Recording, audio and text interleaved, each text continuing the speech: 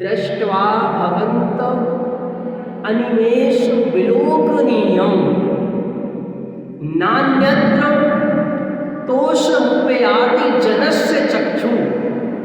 आचार्य मानतुंग देव क्या कह रहे हैं कि हे भगवान, बिना पलक झपकाए, ये तो आप डेली बोलते हैं, मैं उस चीज का अर्थ बता रहा हूं। 11 नंबर छंद है, उसका अर्थ बता रहा हूं। अनिमेष, अनिमेष मतलब बिना पलक झपकाए, बिना आंख बंद करे, मतलब निरंतर। पलक झपकते तो क्या आता है? व्यवधान आ जाता है। बिना पलक झपकाए निरंतर, निरंतर मतलब लगातार, हमेशा, ऑल टाइम आपको देखने पर मेरा मन संतोष को प्राप्त हो गया है। अब कहीं ना अन्यत्र तोषम उपयाति। अब मेरा जो मन है अभी किसी दूसरी जगह संतोष को प्राप्त नहीं होता। कौन समझ में आया? इतनी बात क्लियर हो गई कि हे भगवान, बिना पलक झपकाए आपको देखने पर ही हमारे मन को, हमारे चित्त को, हमारे हृदय को संतोष प्राप्त होता है, और दुनिया में कोई दूसरी चीज देखने पर मेरे मन को संतोष नहीं होता है।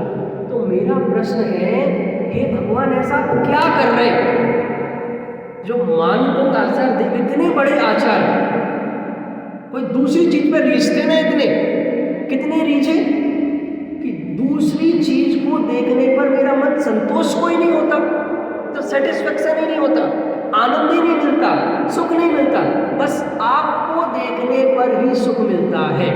एक एग्जांपल देता हूँ। जैसे कोई, जिस लड़के की नई नई शादी हुई हो, वो क्या कहता है, मैं अपनी पत्नी को देख के ही संतोष प्राप्त होता है। और किसी, जैसे कोई भूखा व्यक्ति है, बहुत ज़्यादा भूख लगी है, तो उसे क्या देख के संतोष मिलता है? उसे भोजन देख के ही संतोष की प्राप्ति होती है। उसी प्रकार मुझे, हे भगवान, आपको देखकर ही संतोष मिलता है, इसके अलावा दूसरी जगह संतोष नहीं मिलता है। तो मेरा प्रश्न है कि भगवान ऐसा क्या कर रहे हैं? भगवान, जो आज की विचार गोष्ठी का पॉइंट है, मैं यहाँ से चालू कर रहा हूँ, तो भगवान ऐसा क्या कर रहे हैं जो उनको देख के ही संतोष प्राप्त होता है? आज का पहला प्रश्न। दूसरा प्रश्न मेरा, एक बहुत अच्छा वाक्य, इसको जीवन में हमेशा याद रख लेना। किसी के अच्छे काम को देखकर, ध्यान से सुनना, किसी के अच्छे काम को देखकर उस पर ताली बजाना अलग बात है, और उस काम को अपने जीवन में खुद अपना लेना, खुद कर लेना, ये महान बात है, ये बड़ी बात है। पॉइंट समझ में आया? तो हम, भगवान कुछ अजब कर रहे हैं ना, कुछ अलग कर रहे हैं, कुछ महान कर रहे हैं, तो हमें इसलिए आज ये पता करना है कि भगवान क्या करते हैं। पॉइंट समझ में आया? आज दुनिया में आप बाहर जाके देखो तो सबसे ज़्यादा किताब कौन सी बिकी? तो दुनिया में वो किताब सबसे ज़्यादा बिकी जिसमें ये बताया गया कि जो दुनिया के सबसे अमीर लोग हैं वो क्या करते हैं, उनकी दिनचर्या क्या है, उनकी हैबिट्स क्या है, वो कैसे उठते हैं, कैसे बैठते हैं, कैसा खाना खाते हैं। अगर आपको ये सीक्रेट पता चल गया तो आप आनंद में आ जाएंगे। 2 पॉइंट बता दिए। तीसरा, हमें बहुत तकलीफ होती है, परेशानियां होती हैं, जीवन में सबकी होती हैं। प्रॉब्लम्स पार्ट ऑफ लाइफ, समस्याएं आपके जीवन में वो पार्ट बन गई है। पर हे भगवान, आप आर्ट ऑफ लाइफ हो, मतलब उन परेशानियों के बीच में हमें जीवन कैसे जीना है, कैसे सुखी रहना है, वो बताने वाले आप हो। पर कब पता चलेगा? देखो, मैं अपनी व्यक्तिगत बात करता हूँ, मेरी साइड सब ध्यान दें, मेरे साइड सब ध्यान दें। जब मैं पहले भी छोटा था, मैंने भगवान के बारे में नहीं पढ़ा था, तो मैं अपनी समस्याओं के समाधान बाहर में खोजा करता था, किसी दूसरे से पूछता था। पर आपको पता है मुझे कौन सी उपलब्धि हो गई? मुझे इस जीवन में बहुत बड़ी उपलब्धि हो गई जो आज आप सबको भी करनी है। क्या? मेरे जो तार है ना ये सीधे भगवान से जुड़ गए। मुझे कोई भी तकलीफ होती है उसका जवाब मुझे वहाँ से आ जाता है। समझो मेरा टेलीफोन भगवान से सीधा कनेक्टेड है। मुझे कोई भी समस्या आती है उस समस्या का क्या समाधान होना चाहिए, क्या समाधान होता है, क्या समाधान सही है, वो मुझे पता चल जाता है। कैसे पता चल जाता है? मैं भगवान के बारे में निरंतर सोचता हूँ, मैं भगवान के बारे में पढ़ता हूँ। और जब भगवान हमारे तुम्हारे जैसे थे तो भगवान क्या करते थे? अगर आप पुराण पढ़ो तो पुराणों में क्या लिखा है? पुराणों में क्या लिखा है कि भगवान जब वो बालक से लेके भगवान नहीं बने तो उनका जीवन कैसा था। इसके बाद चरणानुयोग में क्या लिखा है? वो कैसा जीवन जीते थे। तो अपने शास्त्रों में सब कुछ उन्हीं के बारे में लिखा गया है। तो तीसरी बात समझ में आई, अगर अपनी प्रॉब्लम्स का, अपनी समस्याओं का, अपनी परेशानियों का सबसे अच्छा समाधान चाहिए तो अपने आप को किसके साथ जोड़ दो? भगवान के साथ जोड़ दो। मतलब उनका सच्चा स्वरूप समझो, उनके बारे में स्टडी करो कि इस अगर ऐसी समस्या उनके पास आती तो वो क्या करते और आज वो क्या कर रहे हैं। भगवान आज क्या कर रहे हैं, अगर ये बात पता चल गई तो हमारी सारी समस्याओं का समाधान हो जाएगा। आइए आज अपन चर्चा प्रारंभ करते हैं। मुझे जो बात आज अंत में कहनी थी वो पहले कह देता हूँ। इसका सार बताना था कि आज की गोष्ठी का सार क्या है, कि गोष्ठी को समझ के भगवान क्या करते हैं। अब हम अपने जीवन की सभी समस्याओं का समाधान उनके माध्यम से प्राप्त कर लेंगे। बात तो क्लियर होगी ना, मैं क्यों समझना है भगवान क्या करते हैं। क्योंकि अगर ये बात हमें पता चल गई तो वो सब बातें हम अपने जीवन में अप्लाई कर सकते हैं। जैसे अभी मुकेश अंबानी क्या करता है जिससे वो अमीर बन गया, तो अगर आपको वो बात पता चल जाए तो कितने खुश हो जाएंगे आप भी वैसे बन जाएंगे। तो भगवान क्या करते हैं और भगवान जो आज सुखी हैं, ये तो बात पक्की है ना। इस दुनिया में अगर कोई सुखी है, आनंद में, तो वो एकमात्र भगवान है। Point clear. तो भगवान आनंदित रहने के लिए, सुखी रहने के लिए क्या करते हैं, अगर ये बात हमें समझ में आ गई तो क्या होगा, हम भी सुखी हो जाएंगे, हम भी सुखी रहने लगेंगे।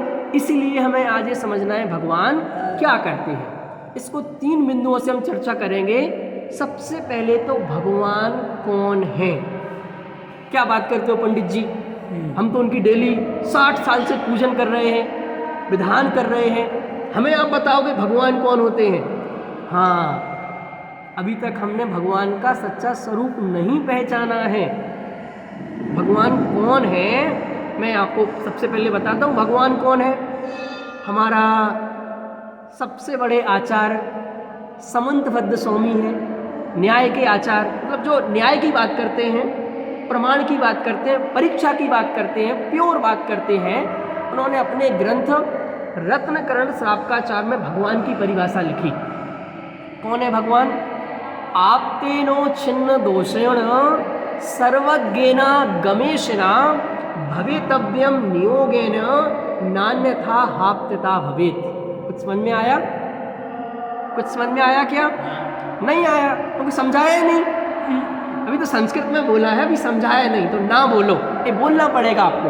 अब मुझे क्या लगता है कि भाई सबको पता होगा, आप ये हाँ ना बोलते जाएंगे तो मैं अच्छे से समझा पाऊंगा, नहीं तो मैं समझूंगा आपको समझ में आ रहा है। तो ये परिभाषा समझ में नहीं आई। प्रमेय रत्नमाला में एक परिभाषा लिखी है भगवान की, वो पढ़ के सुना देता हूँ। यो यत् अवंच का सा तत्र आपता। ये समझ में आई? नहीं आई। एक अष्टशास्त्री में भगवान की परिभाषा लिखी है, यो यत्र अभिसंवादिका सो तत्र आपता। ये भी समझ में नहीं आई। ये मैंने क्या कर लिया, संस्कृत प्राकृत के हमारे जो मूल शास्त्रों में भगवान की परिभाषा लिखी है वो आपको पढ़ के सुनाई, पर वो भी समझ में नहीं आई। तो बिल्कुल सरल भाषा में हिंदी में बता रहा हूँ, अब समझ में आ जाएगी। भगवान किसे कहते हैं? जिसने अपने जीवन में सभी प्रकार के दोषों का नाश कर दिया है, दोषों का अभाव कर दिया है और पूर्ण ज्ञान को प्राप्त कर लिया है, उन्हें कहते हैं भगवान। ये जो मैं भी संस्कृत प्राकृत में बोल रहा था, ये लिखा था उसमें, उसकी सरल भाषा ये है। आप्त मतलब होता है भगवान, भगवान का ही दूसरा नाम है आप्त। चाहे आप्त बोलो चाहे भगवान बोलो। समझ में आई परिभाषा? याद हो गई?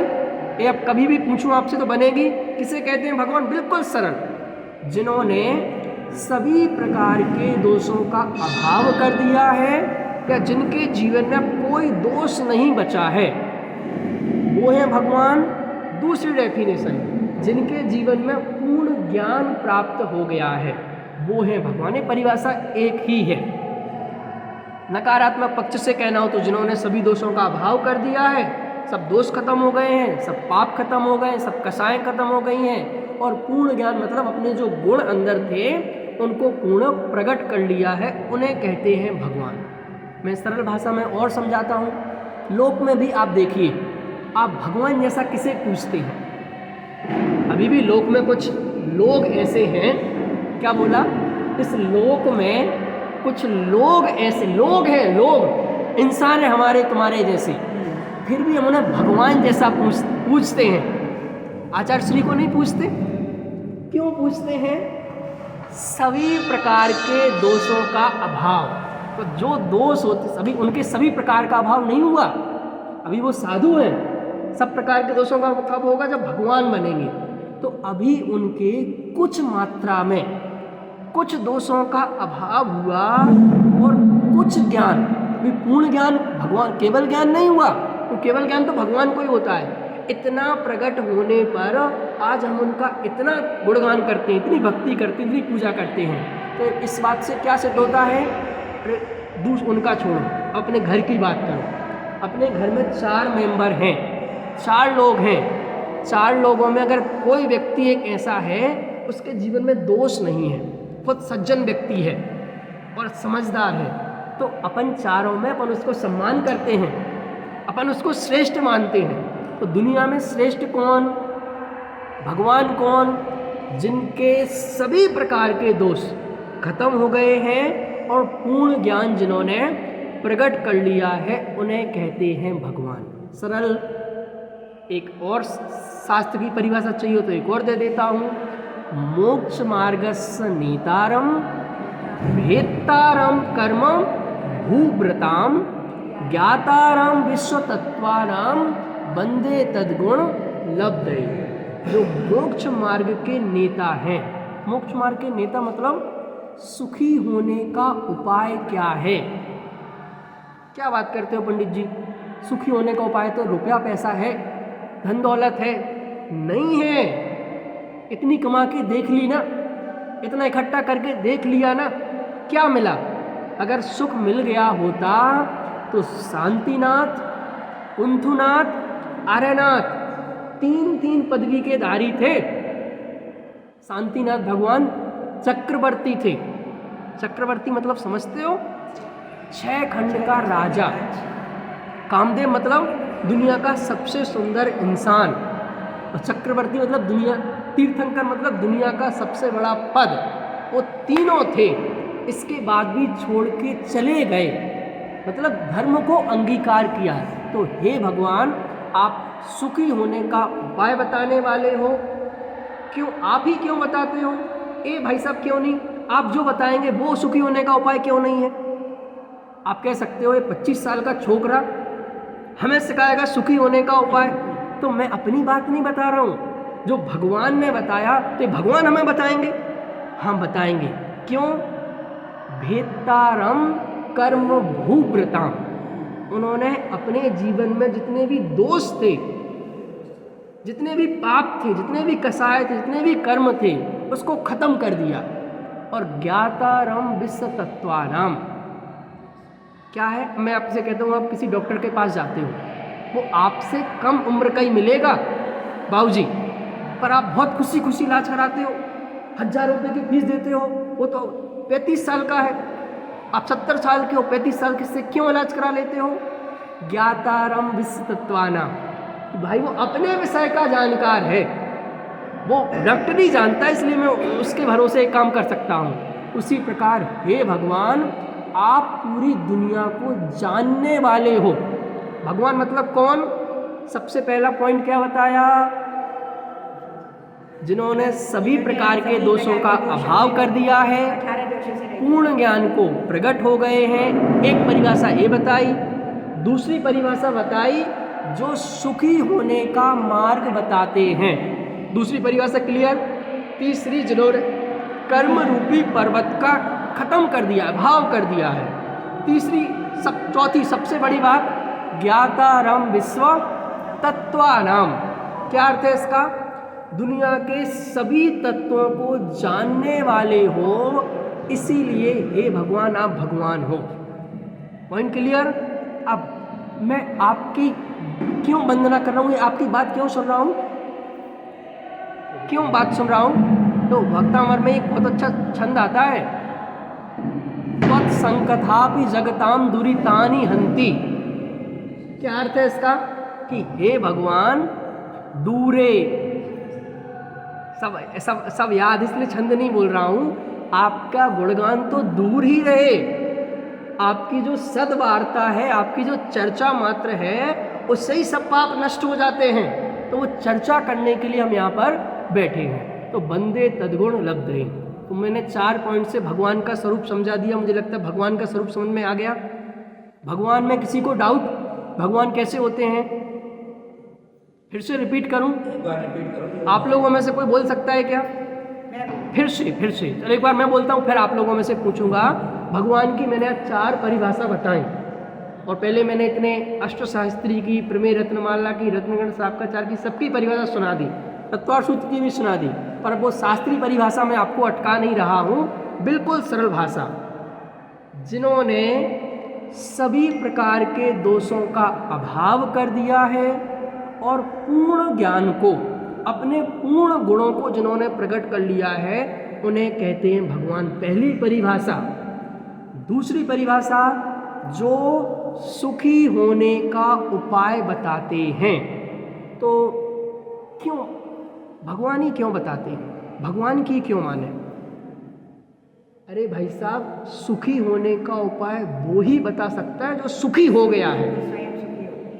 जो स्वयं सुखी है वो ही सुखी होने का उपाय बता सकता है। अब मैं कहता हूं पूरी दुनिया में आप देख के आ जाओ, जो खुद ही डरे हैं, खुद ही जिन्हें राग है, मैं किसी का नाम नहीं ले रहा हूं, ए हाथ में, मतलब खुद ही भयभीत है, अभी खुद ही सुखी नहीं हुए हैं। तो जो खुद ही सुखी नहीं हुआ है वो आपको सुखी होने का उपाय कैसे बता सकता है? तो हे भगवान, आप पूर्ण सुखी हो गए हैं, इसीलिए सुखी होने का उपाय बताते हैं। इसीलिए सुखी होने का उपाय बताते हैं, इसीलिए भगवान है। अगर उपाय नहीं बताते तो भगवान नहीं थे। समझ में आया? 2 पॉइंट। तीसरा, हे भगवान, ये जो दुनिया दुखी है ना, परेशान है ना, ये है कर्म की वजह से। जितना भी दुख है वो किसकी वजह से? कर्म। ये जब हम कर्म बांधते हैं, फिर वो उदय में आते हैं, उससे जो संयोग मिलते हैं, हम उसमें उलझे पूरी दुनिया। कर्म के फलों में पूरी दुनिया उलझी पड़ी है। समझ में आया? मुझे कर्म सिद्ध करने की जरूरत नहीं, वो एक अलग टॉपिक है, 1 घंटा उस पर अलग बोलता हूँ मैं, कर्म क्या है। तो कर्म रूपी पर्वत को आप क्या करने वाले हैं? खत्म करने वाले हैं, आपने नष्ट कर दिए हैं, इसीलिए आप भगवान हैं। तीसरी परिभाषा। चौथी परिभाषा, आप पूरी दुनिया को जानने वाले हैं, इसीलिए भगवान हैं। कैसे हैं आप? पूरी दुनिया को जानने वाले हैं, इसीलिए भगवान हैं। ये बात क्लियर हो गई? भगवान कौन होते हैं? सबका ध्यान मेरी साइड। कोई अब तकलीफ भगवान के विषय में? कंफर्म? मतलब एक पूरे अपने शास्त्रों में भगवान का स्वरूप जो कुछ लिखा था, मैंने आपको सरल भाषा में 4 पॉइंट में समझा दिया है। अब आते हैं अपन भगवान क्या करते हैं और भगवान क्या नहीं करते हैं। सबसे पहले अपन बात कर लेते हैं भगवान क्या नहीं करते हैं। फिर करेंगे क्या करते। अभी जब तक भगवान को हम अपने तुपने जैसा समझते हैं, मतलब अभी जैसे सामान्य व्यक्ति से बात करो भगवान क्या करते हैं, तो क्या लगता है भाई साहब, अभी 10 बज गए तो अभी तो भोजन का टाइम है, अभी तो भोजन का टाइम चल रहा है ना, तो भगवान भी भोजन कर रहे होंगे। बस ये बात अलग है, हम वो सूखी सूखी दाल रोटी सब्जी खा रहे होंगे, उनके लिए कोई विशेष पकवान हो रहे होंगे। सामान्य दुनिया यही समझती ना, हम तो ये समझते हैं। और क्या कर रहे हैं, वो पूरी दिनचर्या पालन कर रहे होंगे, उनके बाल बच्चे होंगे तो उनका ध्यान रख रहे होंगे, पत्नी के साथ बैठे होंगे, ये कर रहे होंगे, वो कर रहे होंगे। ये जो लिस्ट हमने बना रखी है कि भगवान ये करते हैं क्या, ये चिंतन क्यों आता है कि भगवान को जब हम भगवान नहीं मानते हैं, सुनिए सुनिए ध्यान से, जब हम भगवान को भगवान नहीं मानते हैं और भगवान को अपने जैसा मानते हैं, तो ये विचार चालू होते हैं कि भगवान ये कर रहे होंगे, भगवान ये कर रहे होंगे। अब बहुत सारे लोग तो देखो, सर्दी आ गई ना, बेचारे भगवान ठंड के मारे क्या कर रहे होंगे। जो हमारे साधु संत हैं वो हमें क्या लगता है, भाई साहब बेचारे इतनी ठंड में, मैं आपसे पूछता हूँ बेचारे वो हैं कि बेचारे हम हैं? अरे वो बेचारे नहीं हैं, हम बेचारे हैं, हम दुखी हैं, हम परेशान हैं, वो तो आनंद में ही है। क्यों? क्योंकि जिसको ठंड लगती है वो भगवान नहीं, और जो भगवान है उनको ठंड लगती नहीं। ठंड किसको लगती है? शरीर को, शरीर थोड़ी भगवान है। तो जो भगवान है उसे ठंड नहीं लगती, समझो। तो जब हम अपने आप को भगवान को अपने जैसा मानते हैं तो हमें समझ में आता है भगवान दुखी हो रहे होंगे, भगवान परेशान हो रहे होंगे। नहीं, तो भगवान क्या नहीं करते, तो दुनियादारी में जितने भी काम होते हैं वो भगवान नहीं करते। एक लाइन में कह दिया, पॉइंट क्लियर, कि दुनिया में जो कुछ जो भी काम होते हैं, अब आप गिनती कर लो, वो सारे के सारे काम भगवान नहीं करते हैं। तो अब प्रश्न आता है कि भगवान क्या करते हैं। सुनना है ना आज का जवाब। दो पॉइंट क्लियर हो गए। सबसे पहले भगवान कौन होते हैं, भगवान क्या नहीं करते हैं। अब अपने मूल विषय पर आ गए, तो भगवान क्या करते हैं। सबसे पहला उत्तर है भगवान करने योग्य काम करते हैं। पहला जवाब बोलिए सभी मिलके, फिर से बोलिए, सबकी आवाज नहीं आई, एक बार और बोलिए जोर से। तो भगवान क्या करते हैं, करने योग्य काम करते हैं। क्या है भगवान के करने योग्य काम? भगवान के करने योग्य काम झाड़ू पोंछा करना है, घर गृहस्थी की व्यवस्था करना है, खाना पीना बनाना है, कब बाजार जाना है, ये दुनियादारी के काम करना है। भगवान पहले तो है कौन? भगवान है एक जीव द्रव्य, जो जीव चैतन्य। तो जो जीव द्रव्य की परिपूर्ण दशा है उसका नाम है भगवान। क्या कहा? भगवान किसका नाम? तो जीव द्रव्य की परिपूर्ण दशा, बिल्कुल शुद्ध दशा। जो जीव है अब ये अशुद्ध दशा में है। संसार मतलब जीव की अशुद्ध दशा का नाम होता है संसार। तो इस अशुद्ध दशा का अभाव करके पूर्ण शुद्ध दशा प्रकट हो जाना, उसका नाम है भगवान। तो वैसे तो कौन है वो? है तो जीव, पर अब उन्हीं जीव की परिपूर्ण दशा प्रकट हो गई है, इसलिए वो बन गए भगवान। तो जीव का काम क्या है? अपन ने निर्णय क्या किया, भगवान क्या करते हैं? करने योग्य काम करते हैं। तो भगवान है कौन? कौन है भगवान? बताया ना भी। हाँ, भगवान कौन है? भगवान है जीव। कौन है? जीव। अब कौन से जीव हैं? शुद्ध जीव हैं। जो शुद्ध जीव हो गए उसका नाम है भगवान। आप पहले ये बात समझिए, वो भगवान बाद में है, जीव पहले हैं। अरे भगवान छोटा है, जीव बड़ा है। क्या कहा? भगवान छोटा है शब्द, जीव शब्द बड़ा है। क्यों? वो जीव अनादि काल से थे और अनंत काल तक रहेंगे, और भगवान सादी हैं और अनंत काल तक रहेंगे। अनंत हैं पर सादी है ना, बात समझ में आ रही ना? तो भगवान एक्चुअल में कौन है? जीव। तो जीव का, हम सब जीव हैं, जीव का काम क्या है? मतलब आप अब वो बोलो जो आप करते हो, क्योंकि आप भी जीव हो। ये तो आपने सब शास्त्रों से सीख लिया है, इसलिए जैसे बात आती है बोल देते हो। मैं तो कह रहा हूँ पहले तो नक्की करो, आप जीव हो क्या? भाई साहब, जीव हो अजीब? जीव है, नक्की। अब जीव का काम क्या है और आप क्या करते हो और भगवान क्या करते हैं? अब यहाँ तीनों जगह रखो, मैं अजीब नहीं हूँ, जीव हूँ। तो अपन ने भगवान के बारे में बात कर ली। भाई साहब आगे फिर से रिपीट करता हूँ, हम अब पहुँच चुके हैं भगवान क्या करते हैं। तो हमने निर्णय किया, पहला उत्तर, आज के 5 उत्तर देने वाला हूँ, उसमें पहला उत्तर है भगवान करने योग्य काम करते हैं। जवाब, अब करने योग्य, भगवान मतलब कौन? भगवान मतलब जीव की परिपूर्ण अवस्था, जीव की प्योर अवस्था, जीव की शुद्ध अवस्था, उसका नाम है भगवान।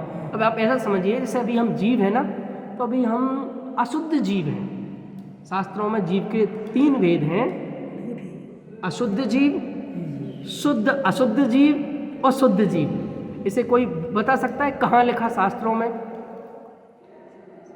मैंने 3 भेद बताए भगवान जीव के, एक अशुद्ध जीव, एक शुद्ध अशुद्ध, मतलब कुछ अंशों में शुद्ध भी है, कुछ अंशों में अशुद्ध भी है, और एक पूर्ण शुद्ध।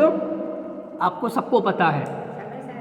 नहीं, बिल्कुल सरल है, सबको याद है। जीव के 3 भेद किए हैं, बहिरात्मा, अंतरात्मा, परमात्मा। छेड़ाला में डेली बोलते हो आप। बहिरात्मा मतलब जीव की पूर्ण अशुद्ध अवस्था, उसका नाम है बहिरात्मा। और जीव की शुद्ध और अशुद्ध, मतलब शुद्ध भी है, शुद्ध भी हो गया है, और अभी अशुद्धि भी बाकी है। कुछ कसायों का अभाव हुआ है, कुछ कसाएं बची हुई हैं, उसका नाम है अंतरात्मा।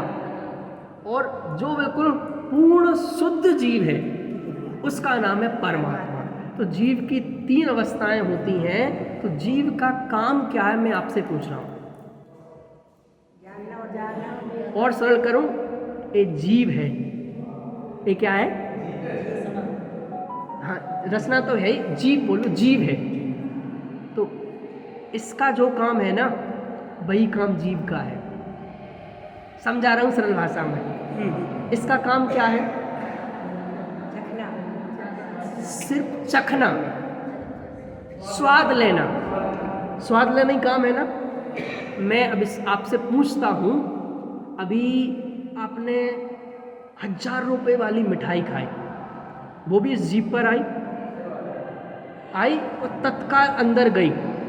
इसने रोक के रखा क्या? और थोड़ा और अंदर जाता हूँ, अभी तो मीठा खाया, अब मुझे नमकीन की इच्छा हो रही, तो मुझे नमकीन ही खाना है, तो पहले जीभ को धोना पड़ेगा ना ब्रश से, फिर नमकीन का स्वाद कैसे आएगा भाई साहब? अभी इस पर तो मीठा लगा है।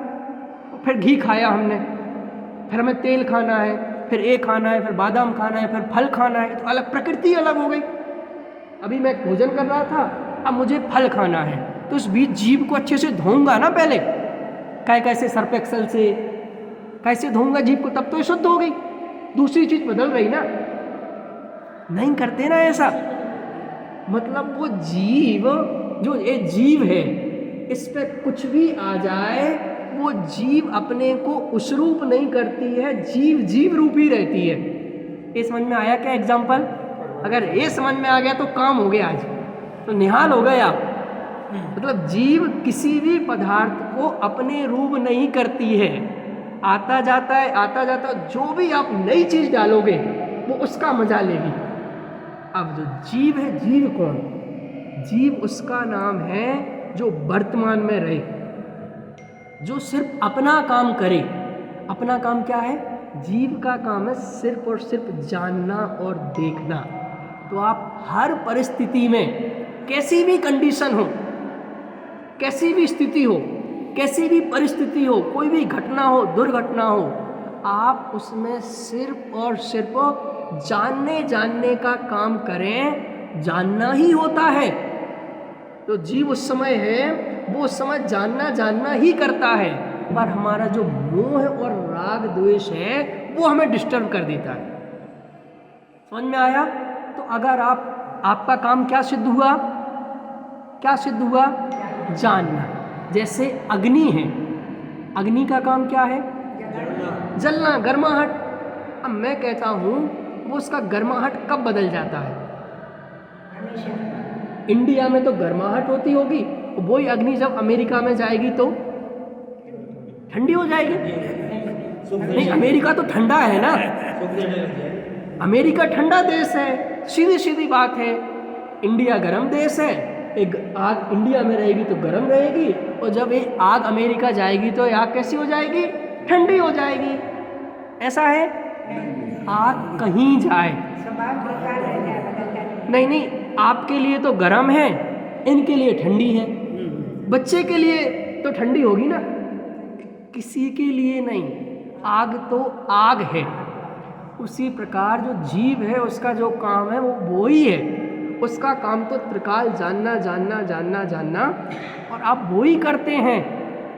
मजे की बात ये है, आपको जीव रूप रहने के लिए कुछ करना नहीं है।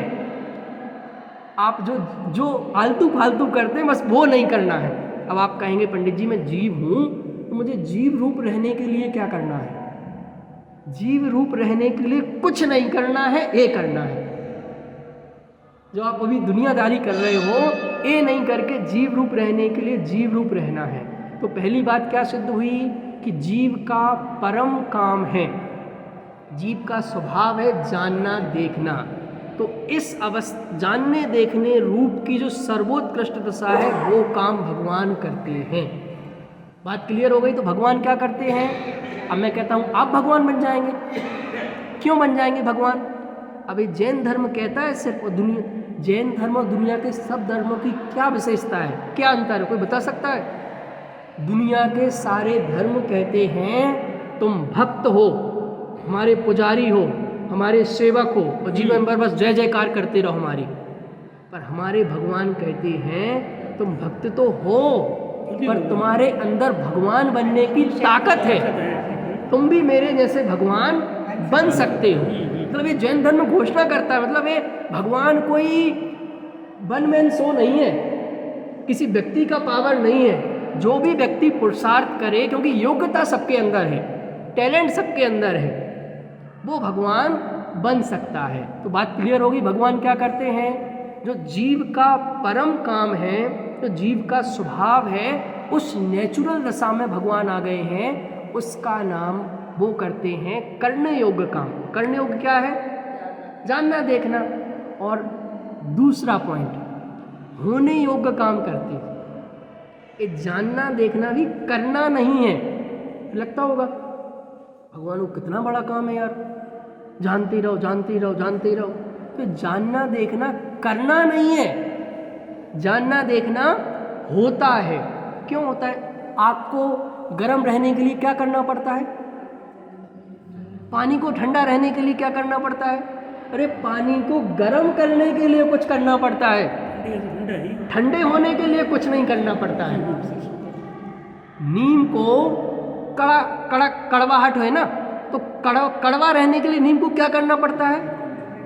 अरे नीम को मीठा रहने के लिए कुछ करना पड़ता है, कड़वाहट रहना को कुछ नहीं करना पड़ता है। उसी भगवान को जानने देखने रूप रहने पर कुछ नहीं करना, वो उनका स्वभाव है। एक बात हो गई। दूसरा, भगवान कृत हो गए हैं।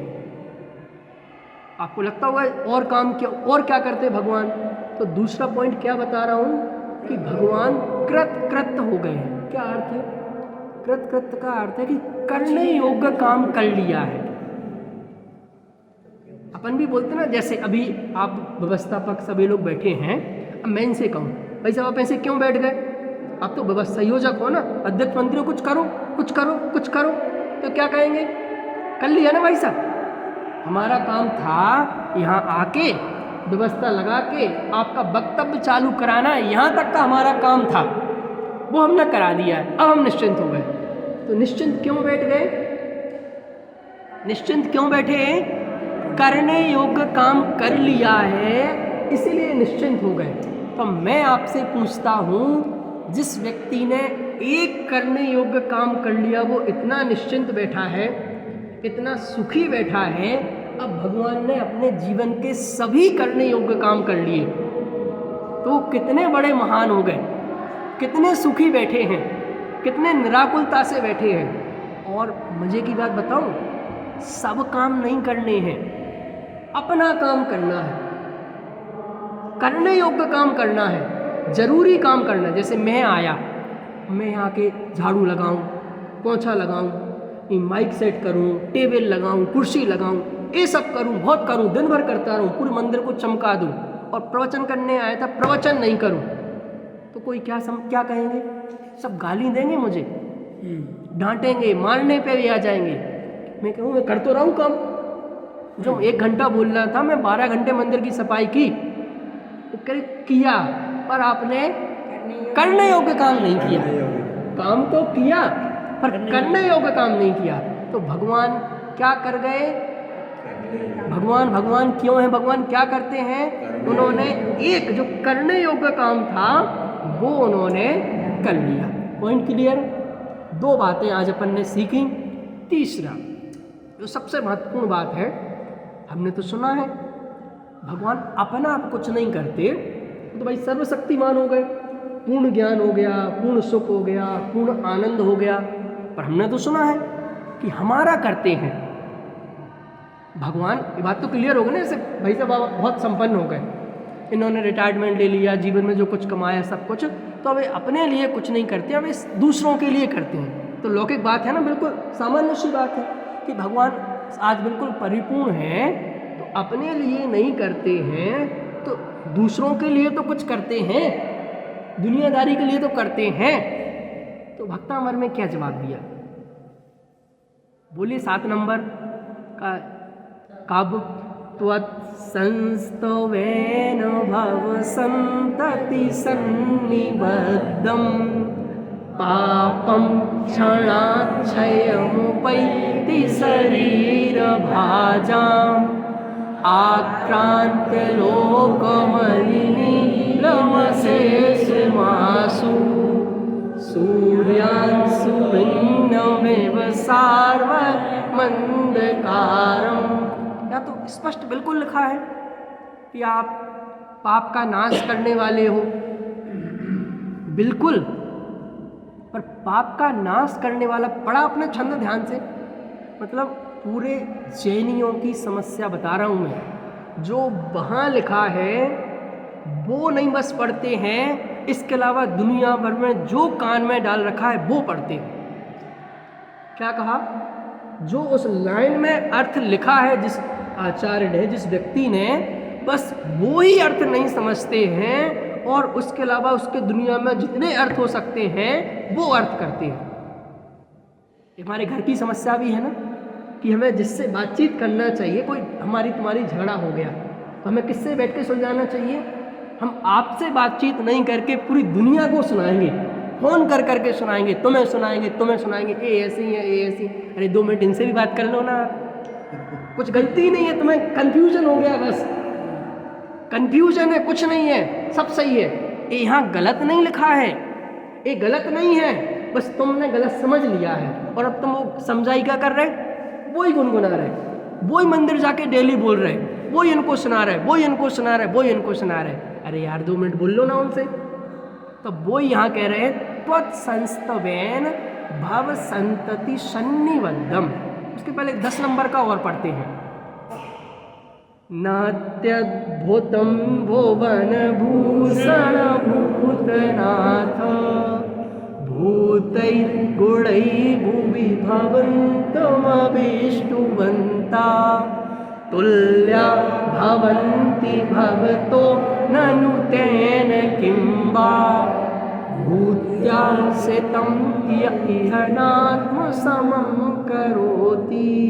तो अपना टॉपिक क्या चल रहा है, भगवान क्या करते हैं। तो बात क्लियर हो गई भाई, वो तो अपने स्वभाव में रहते हैं, उनका जो काम जानना देखना है, कृत रहना है, वो काम करते हैं। अपने लिए तो कुछ करने की गुंजाइश बची नहीं।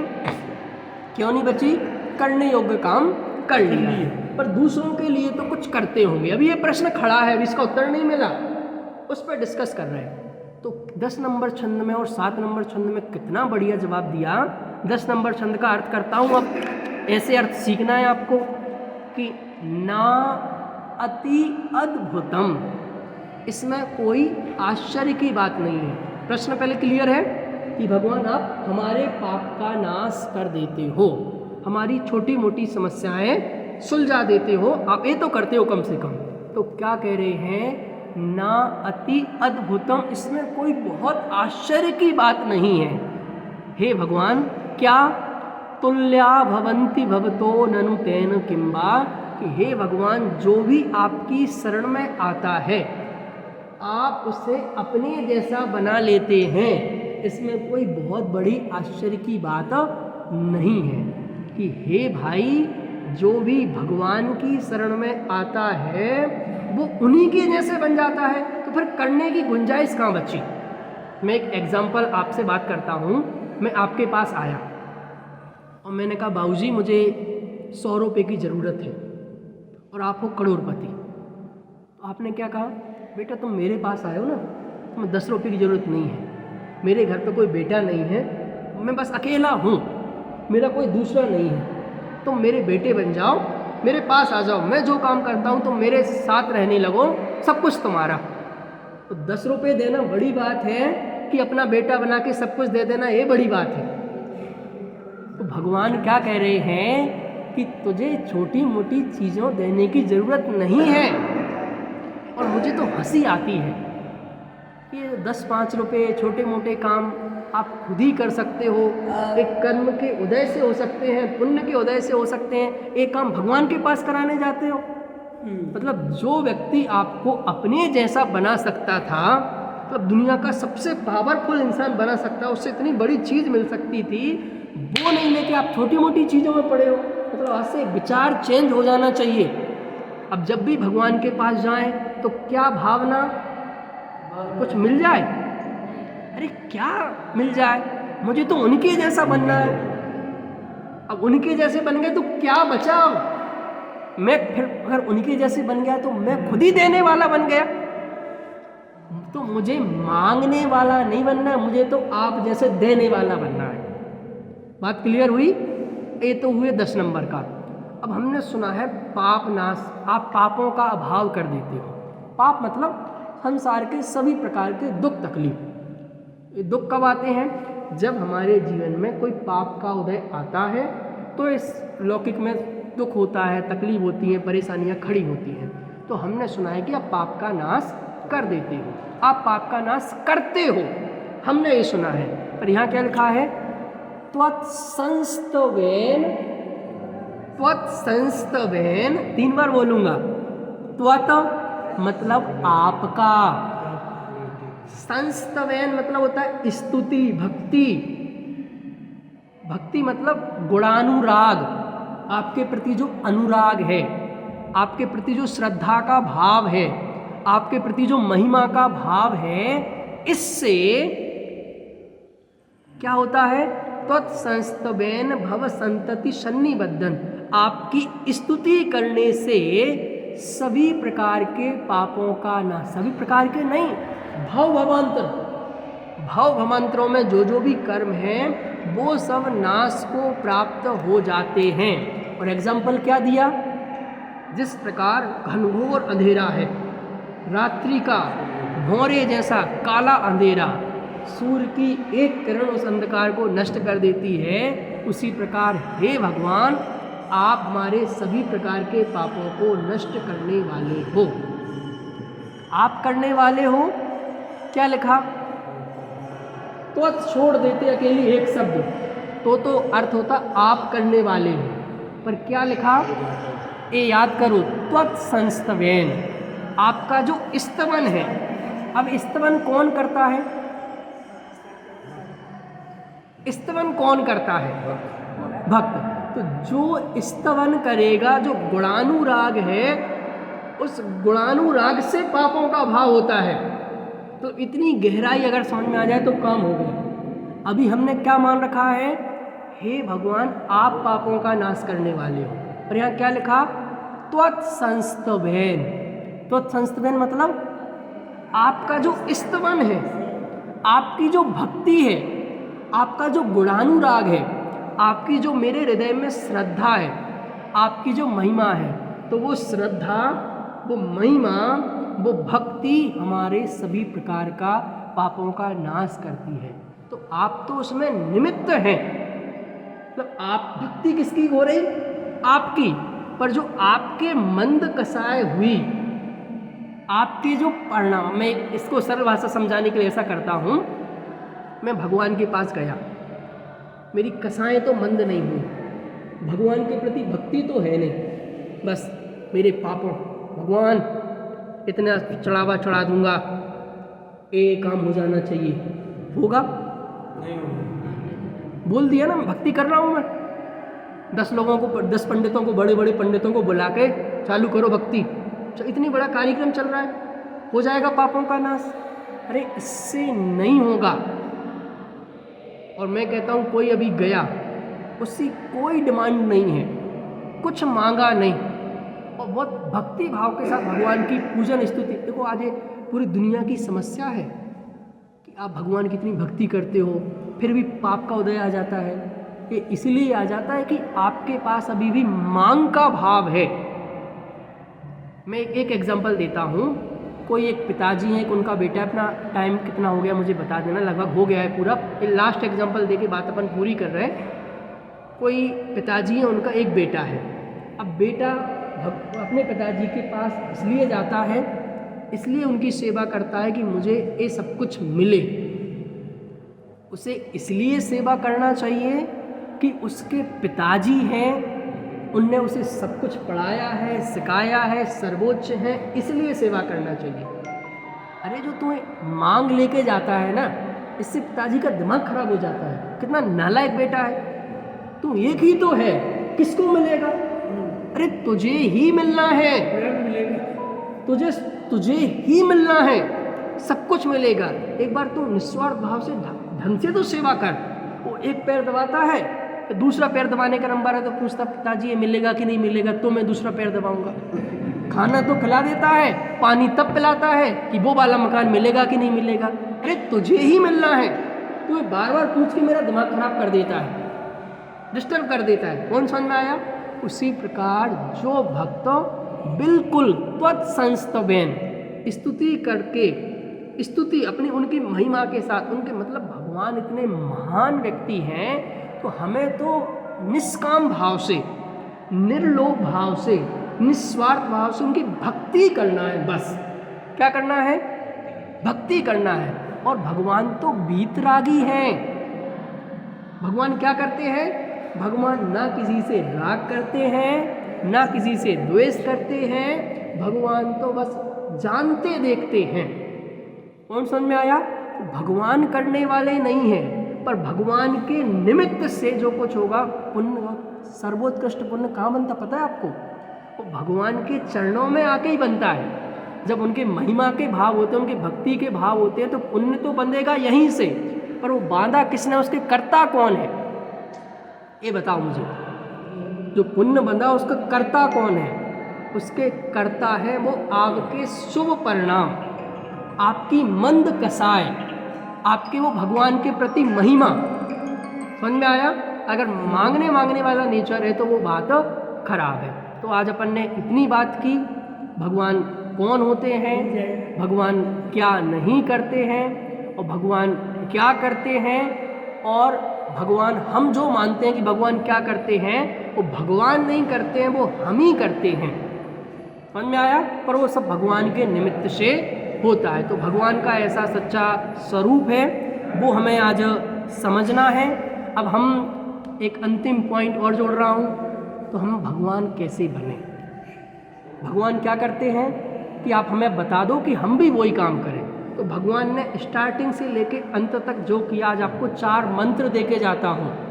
क्या दे रहा हूँ? 4 मंत्र याद रहेंगे जीवन भर। बोलिए, सबसे पहला मंत्र है उदासो हम। बोलो, आवाज नहीं आई? मैं तो 1 घंटे से बोल रहा हूँ, आपकी तो एक शब्द बोलना है। बोलो, भगवान बनने का प्रोसेस क्या है? भगवान क्या किया? भगवान ने जो भगवान बन गए, सबसे पहला काम किया उदास। उदासो हम। उदास मतलब नहाना नहीं, कपड़े गंदे कपड़े पहन लेना, इसका नाम उदास। उदास फिर शब्द पे आओ, मतलब हर शब्द अपना अर्थ खुद कहता है, हम उससे अर्थ नहीं निकालते, दुनियादारी से अर्थ निकालते हैं। उदास, दास मतलब होता है गुलाम, नौकर बनना, किसी का गुलाम बनना, पराधीन बनना। और ऊ मतलब होता है नहीं। तो अब इस दुनिया में दुनिया की किसी चीज़ का गुलाम नहीं बनना, मैं अपने आप में इतना परिपूर्ण हूँ, सबका यूज करना अलग बात है और गुलाम बनना अलग बात है। जैसे मेरे पास भी 5 इंद्रियां हैं और मैं उन 5 इंद्रियों का यूज करता हूँ, पर मैं उनका गुलाम नहीं हूँ। मतलब मैं जब बहुत भरपेट खाना खाता हूँ, मस्ती से दिन में 3-4 बार अच्छे से शांति से खाता हूँ, पर मैं इस रसना का गुलाम नहीं हूँ। ये जो कहेगी मैं वो नहीं खाऊंगा, मैं जो कहूँगा ये वो खाएगी। ये कंट्रोल है क्या आपके हाथ में? क्या कहा? ये जो कहेगी मैं वो नहीं खाऊंगा, मैं जो कहूँगी वो ये खाएगी, क्योंकि ये मेरी इंद्रिय है, ये मेरी गुलाम है, मैं इसका गुलाम नहीं हूँ। अगर ये उदास, ये इसका नाम है उदासपना। अभी एक एक इंद्रिय पे लगाओ, एक एक विषय पे लगाओ, अगर ये जीवन में आ गया तो जीवन निहाल हो गया। तो सबसे पहला मंत्र क्या है? उदास हो। जैसे एक एग्जांपल देता हूँ, जब देश आज़ाद नहीं हुआ था तो सब भी तब भी ऐसा ही था, लोगों के पास खाने तो था ही, नौकरियाँ थी, सबके काम थे, धंधे थे, ऐसा तो था ही ना। फिर देश आज़ाद कराने की जरूरत क्यों पड़ी? वो एक गुलामी थी, वो एक पराधीनता थी। हमने देश आज़ाद करके क्या कर लिया? इस देश को कुछ बड़ा कर दिया, कुछ नया हो गया? जो कुछ था वो ही वैसा ही देश है, पर हमारे अंदर एक स्वाधीनता का भाव आ गया। अब हम किसी के पराधीन नहीं, एक आज़ाद हो गए। तो आज़ादी का नाम है उदासीनता। पहला मंत्र क्या हुआ भगवान बनने के लिए? क्या भगवान ने क्या क्या किया? तो भगवान बनने के लिए भगवान ने सबसे पहले उदास हुए, मतलब किसी चीज़ के गुलाम नहीं हुए, अपने पावर को, अपने आत्मविश्वास को बढ़ाया। पहला पॉइंट। दूसरा मंत्र, उदास तो हो गए, ये तो ठीक है भाई कि अब किसी के डिपेंड नहीं है, पर अभी जब तक भगवान नहीं बने तो किसी के आधार तो चलना पड़ेगा। तो दूसरा मंत्र है दासो हम। मंत्र बिल्कुल सरल है, उदासो हम में से ऊ हटा दो तो क्या बचा? तो अब पूरी दुनिया से तो तुम उदास है, इंद्रियों का गुलाम नहीं है, किसी का गुलाम नहीं है, पर भगवान का दास बन। क्या बन? भगवान का भक्त बन, भगवान का सच्चा स्वरूप समझ, उनकी महिमा अपने दिमाग में ला। दूसरा मंत्र क्या है? दासो हम। तो क्या जीवन भर दासी बने रहे? नहीं। तो अब इसमें से दास भी गायब हुआ। तीसरा मंत्र क्या बचा? सो हम। अभी तीसरा, पहले तीसरा क्या है?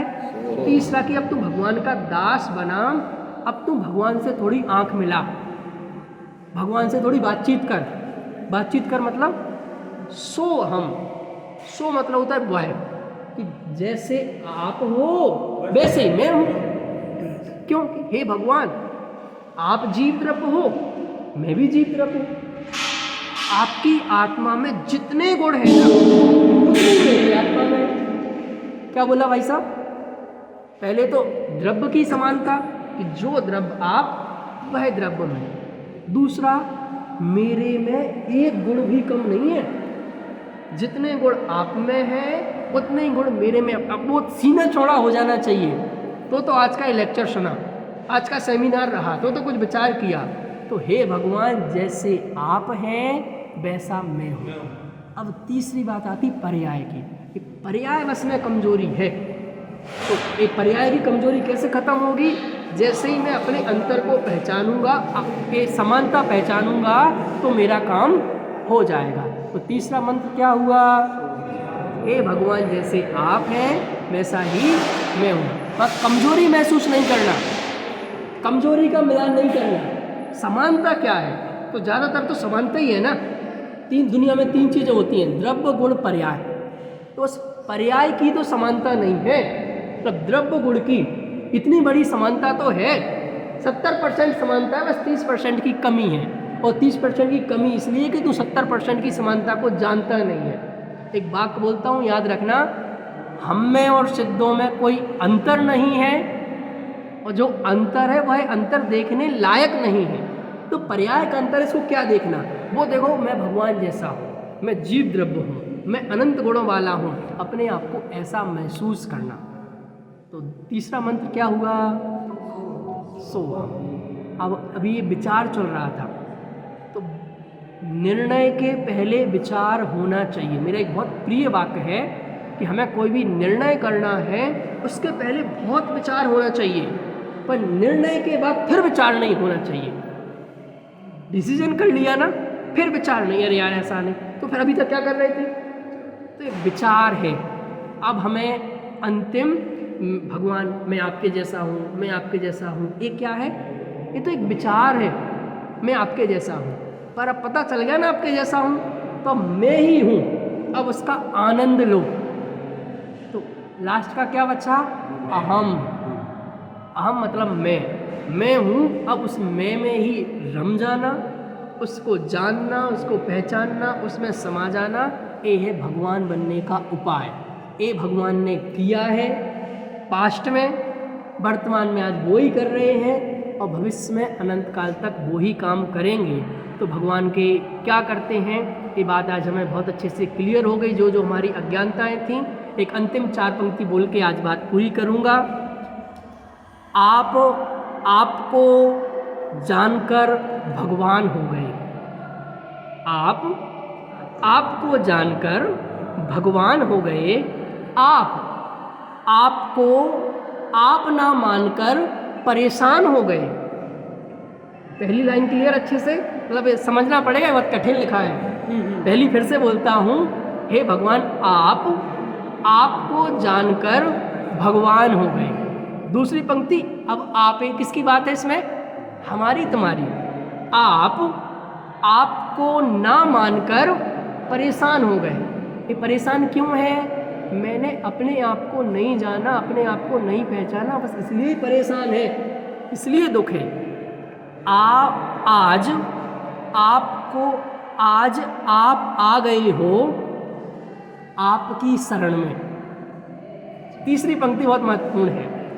आज आप आ गए हो आपकी शरण में, मतलब आज आप जो स्वरूप समझा ना, तो इससे क्या भगवान का सही स्वरूप समझ में आ गया। तो किसके पास आ गए? तो आज आप आ गए हो भगवान की शरण में, इसीलिए तो आज आप खुशहाल हो गए हो, इसीलिए तो आज आप निहाल हो गए हो, इसीलिए तो आज आप धन्य धन्य हो गए हो। तो अगर ये तीसरी पंक्ति जीवन में आ जाए तो हमारा काम हो जाए, और हम सब भगवान क्या कर रहे हैं ये स्वरूप समझें, ना किसी से राग कर रहे हैं, ना द्वेष कर रहे हैं, ना निंदा कर रहे हैं, ना प्रशंसा कर रहे हैं, और विचलित नहीं होते हैं। एक बस अंतिम पॉइंट बोल के कि ज्ञानी और अज्ञानी में क्या अंतर है वो बता के बात पूरी करता हूँ, कि ज्ञानियों के जीवन में भी परेशानियाँ आती हैं, प्रॉब्लम्स आती हैं, दुख नहीं आता। भगवान के जीवन में भी परेशानियाँ आई, कितने उपसर्ग हुए। परेशानियाँ आना अलग बात है और दुखी होना अलग बात है। ये परेशानियाँ आना ये है कर्म का उदय, और दुखी होना ये है हमारा आत्मविश्वास कि दुनिया की कोई बड़ी से बड़ी चुनौती आ जाए तो कर्म का उदय है। आ सकती है, अभी आ गई थी ना, कौन रोक पाया? आएंगी, पर उसमें दुखी नहीं होना, उसमें भी खुश बने रहना, उसमें भी ज्ञाता दृष्टा। मैं अपना काम करूँगा, मेरा काम क्या है? उस परिस्थिति को बदलना मेरा काम नहीं है, उसमें जानते देखते रहना ये मेरा काम है। और यही काम अब मैं पूछता हूँ भगवान के ज्ञान में एक अंतिम बात करके। नेमिनाथ भगवान उनका समोषण लग रहा है और बलदेव ने प्रश्न पूछ लिया। सब पढ़ा है मैंने, इसलिए आपको बता रहा हूँ एक अंतिम बात कह के। बलदेव ने प्रश्न पूछा कि इतनी भव्य द्वारिका नगरी महाराज, नेमिनाथ भगवान के समोषण में भगवान का केवल ज्ञान हो गया है, सर्वज्ञ बन गए। किसने पूछा? बलदेव ने। किससे पूछा? नेमिनाथ से, कि भाई भगवान इतनी बढ़िया नगरी, इतनी भव्य नगरी द्वारिका, इतनी बढ़िया नगरी, इसमें हमारे पूरा परिवार रहता है, ये नगरी ऐसी कब तक बनी रहेगी? तो क्या जवाब आया? क्या जवाब आया भगवान के समोषण में? नेमिनाथ भगवान, उनके सब रिश्तेदार थे, नाते रिश्ते थे, सब उसी द्वारिका में रहते थे। क्या जवाब आया? 12 वर्ष बाद ये द्वारिका जल जाएगी, भस्म हो जाएगी, नष्ट हो जाएगी। बचा सकते थे? अरे नहीं, भगवान सिर्फ जानने देखने का काम करते हैं, कोई दूसरी चीज़ को बदलने का काम नहीं करते हैं। अब बता दिया, अब समझ में आपकी आ जाए तो आप अपना काम कर लो, दीक्षा ले लो, सम्यक दर्शन प्राप्त कर लो, व्रत ले लो। अब आपको पता नहीं हर बात कि आज 60 साल के हो गए, बस 2, 5, 10 साल हैं, ब्याज के चल रही गाड़ी, 60 हो गए मतलब हो गए पूरा। तो भाई आपको समझ में आ जाना चाहिए, भगवान को हर बात बताने की क्या ज़रूरत, आपको समझाने की क्या ज़रूरत। उन्होंने जो मार्ग बता दिया है, तो वो जैसे ज्ञाता दृष्टा हैं वैसे ज्ञाता दृष्टा हम सब बने, ये भगवान आज कर रहे हैं। तो कोई घटना हो उससे प्रभावित नहीं होते हैं, उससे डिस्टर्ब नहीं होते हैं, बस अपना काम करते जाते हैं। तो हम सब अपना काम करें, किसी चीज़ से डिस्टर्ब नहीं हो। इसी मंगल भावना के साथ आज की बात यहीं पूरी करते हैं। सभी को सादर जय जिनेंद्र।